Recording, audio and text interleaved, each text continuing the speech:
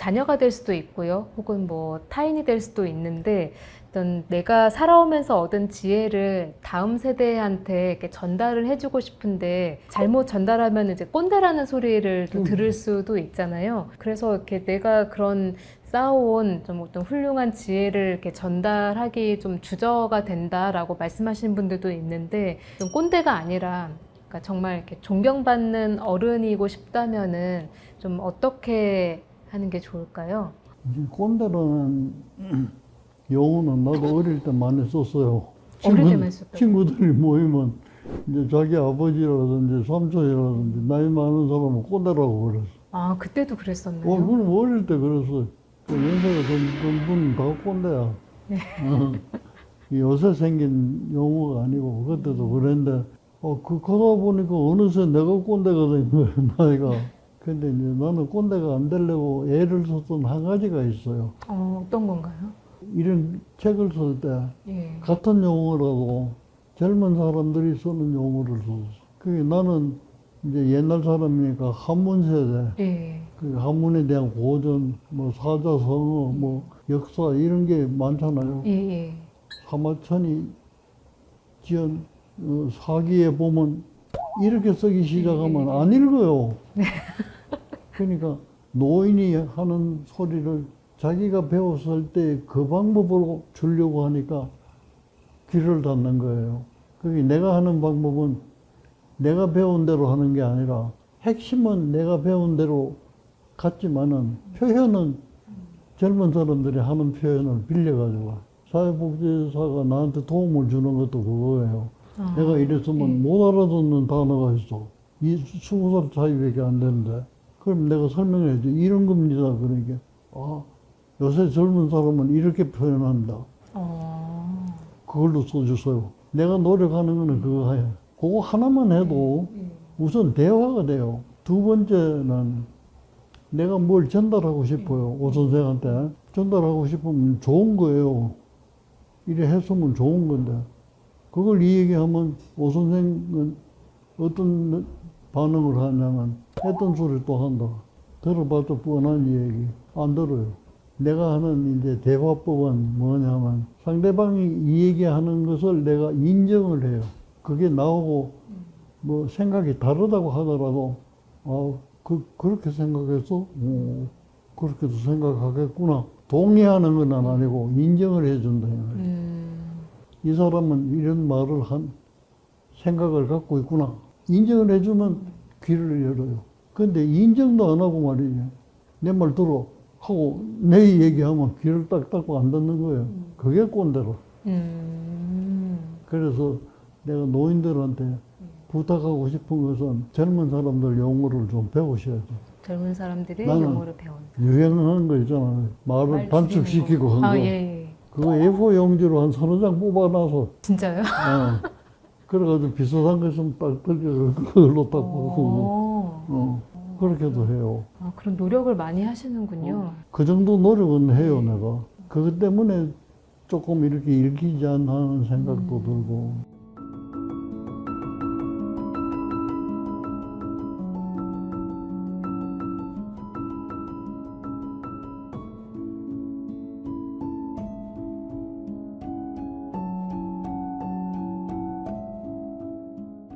이제 마지막 질문을 드려야 될 것 같은데요. 이제 한 2년 정도 지나면은 우리나라 인구 20%가 노인이라고 초고령 하더라고요. 사회에 초고령 사회에 진입한다고 하는데 어떤 대체 변화가 있을지에 대해서 이렇게 많은 사람들이 걱정하는 것 같아요.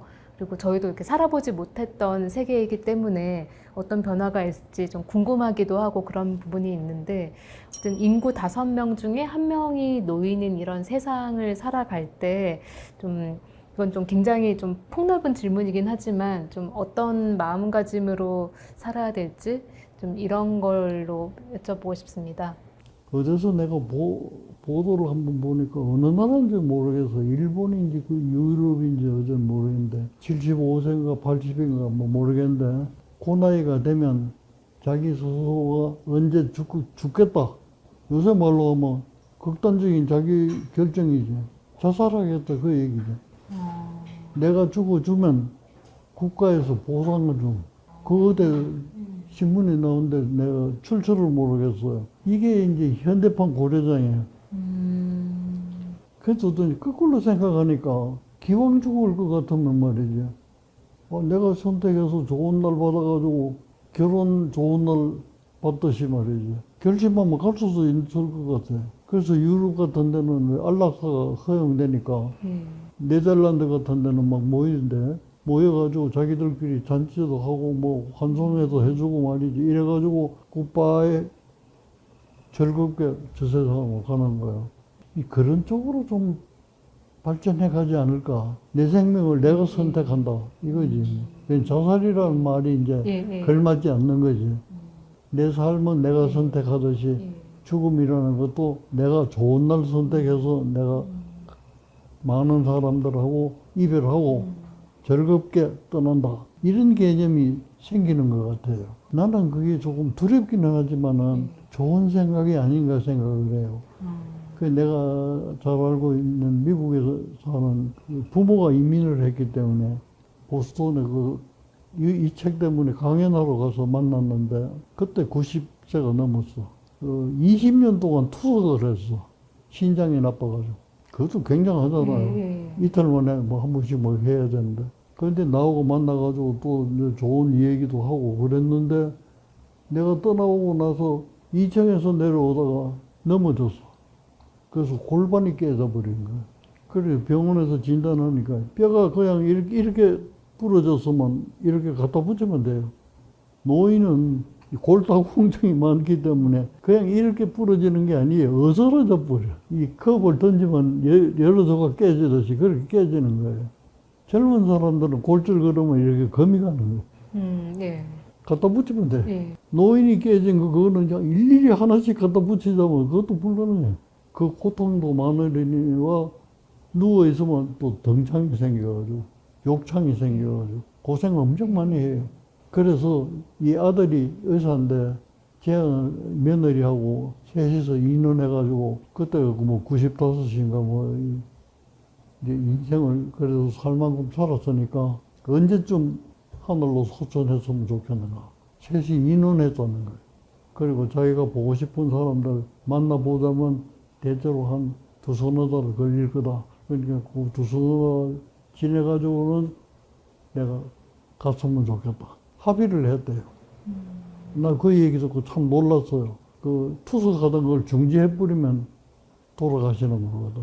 그래가지고 돌아가셨어요.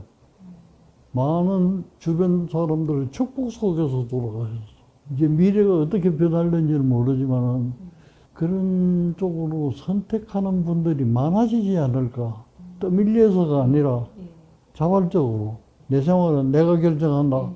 이런 개념에서 그리고 떠나보내는 사람도 마음 좀 가볍게 기쁘게 같이 재밌게 살았습니다. 평안히 가십시오. 이거 다 해주고 그런 상황을 해왔어. 아마 많은 논란이 있을 수도 있겠지만 물론이죠. 굉장히 또 사실 태어날 땐 저희가 선택해서 태어나는 것은 아니지만 또 이렇게 떠날 때는 본인한테 또 선택권을 가지는 것도 저는 또 그런데 이제 괜찮은 내가 것 같습니다. 그런 생각을 하게 된 거는 내가 이제 인턴 레지던트 할 때 어머니가 그때는 이제 치매라기보다 노망이라는 소리를 많이 했어. 그러면 병원에 입원해요. 그러면 욕을 뭐 입원시킨 사람이 부모를 갖다 버렸다고 생각하는 거야. 그리고 또 의사들도 보호자를 뭐라고 그래요. 부모를 이래 모셔가지고 되겠느냐고 말이야. 그건 내 경험이니까 사실이에요. 그런 사람들이 더 많았어요. 근데 내가 이제 정신과 의사를 하면서 퇴임할 때까지 일해 보니까 어떻게 변화되냐면 병원에 데리고 오는 사람이 더 많아요. 사실 생각해 보세요. 훈련도 안 된 사람이 말이지. 그냥 우리 부모기 때문에 내가 모시고 있어야 되겠다. 나도 괴롭고 부모도 괴로워요. 부모도 전문가한테 케어를 받으면 훨씬 수월할 것도 말이죠. 그런데 한 지식도 없는 사람, 단지 자식이라는 이유 때문에 옆에서 간병을 해야 된다. 간병하면 경제활동 인구가 줄어들어요. 한 사람이. 네, 곁에 붙어 있어야 되니까. 그러니까 병원에 오는 거예요. 전에는 병원에 모시고 오면서 자녀들이 굉장히 죄의식을 느껴. 이러지 말아야 될 거예요. 근데 요새는 당당하게 모셔. 또 괜찮을 때 부모한테 얘기를 해요. 아빠가 이런 정도의 증상이 생기면 요양원 갑니다.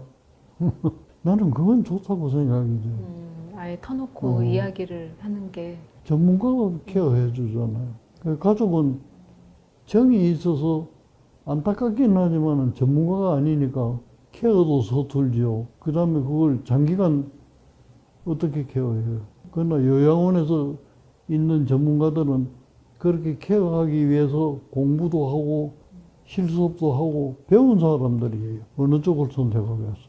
예, 병원에 입원시키는 개념이 그렇게 내가 의사 생활을 하는 동안에 바뀌는 것을 보니까 앞으로 혹시 그런 쪽으로는 바뀌지 않을까. 그러니까 지금 현실화되어 있지는 않지만 그래도 이렇게 앞으로 내다봤었을 때 그런 트렌드도 있을 수도 있을 것 그렇죠, 같다라는 그렇죠. 말씀이신 거죠. 그리고 그 어떤 가족한테 어떤 간병을 이제 맡기는 것보다는 이제 점점 이제 전문가한테 맡기고 또 그거에 대해서 이제 가족들이랑 또 터놓고 이야기하고 그럼. 이런 것들이 이제 좀 나이가 들어가면서 조금 더 본인이 먼저 이야기를 좀 꺼내야 되고 좀 이런 부분이기도 하겠네요. 나는 미국에서 날짜를 선택해서 새 모자가 그렇게 인원을 했다는 얘기를 듣고 그때는 조금 충격받았어요. 그런 경험을 내가 예. 누구한테도 들어본 일이 없었거든. 그래 돌아와서 내가 계속 그 생각이 나서 이 생각을 해보니까 그게 굉장히 합리적이고 기왕 갈 것 같으면 그런 생각이 들더라고.